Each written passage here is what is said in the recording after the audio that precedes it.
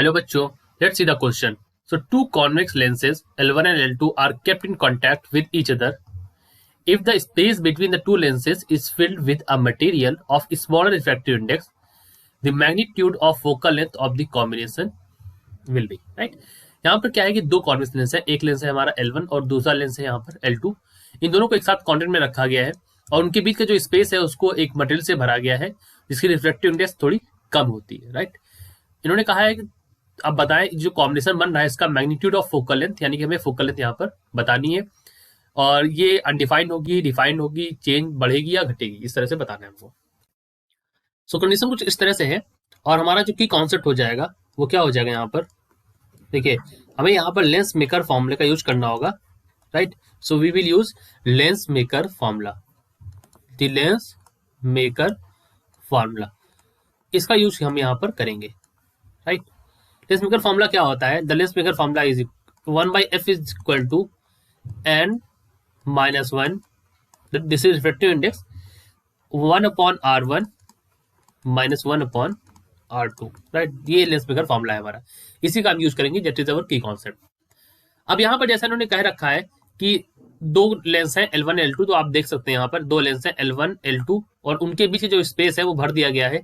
यहाँ पर अगर आप ये स्पेस देखें, I am talking about this space, इस स्पेस को भरा गया है जो मटेरियल है उसके रिफ्लेक्टिव इंडेक्स जो है less than the material of N1. Okay, so N2 is less than N1. और यहाँ पर देखिए N1, जहां पर ये N1 रिफ्लेक्टिव इंडेक्स वो कॉन्केव लेंस है और जो ये बीच में भरा गया ये हमारा कॉन्वेक्स लेंस है. ऐसा अरेंजमेंट हमने यहाँ पर बनाया है. अब आप जानते हैं सिंस वी नो दैट यहाँ पर R1 is equal to R, since we know that जो हमारा R1 होगा that is equal to R, और अगर मैं R2 को यहाँ पर जो हो जाएगा हमारा that is equal to minus R right. और यहाँ पर हमें ये भी पता है दैट N21 यानी कि ये जो हमारा N2 है that is less than 1 right, because N2 by N1 is less than 1 right. So we can say N21, इसको मैंने N21 के फॉर्म लिख दिया, that is less than N1 right. So हमारा जो लेंस मेकर फॉर्मूला है अगर मैं इसको इस फॉर्म में चेंज करना चाहूँ तो ये लेंस मेकर फॉर्मूला बन जाता है 1/f2 is equal to N21 minus 1 और 1/r1 माइनस 1/r2. अब इसी में अगर मैं ये वैल्यू रखूँ उठा के, यानी कि R1 is equal to R और R2 is equal to minus R रखूँ यहाँ पर उठा के, सो हमें क्या मिल जाएगा? We will get 1/f2 is equal to N21 minus 1, ये मिल जाएगा. And we will also get, अगर मैं यहाँ पर रखूंगा तो वैल्यू मिल जाएगी 2/r, और ये वैल्यू अगर आप देखें this value will become negative. ये वैल्यू क्या होगी? निगेटिव वैल्यू होगी राइट. यानी कि F2 जो हमारा हो जाएगा the value of F2 will be negative. F2 हमारा यहाँ पर निगेटिव ले देगा. अब F2 हमारा निगेटिव ले देगा, इसका मतलब ये है कि ये हमारा जो लेंस होगा ये हमारा निगेटिव साइन है यहाँ पर, तो ये कॉन्केव लेंस होगा और कॉन्केव लेंस जो होगा it will act like the concave lens. Okay, it will act like acts as diverging lens right.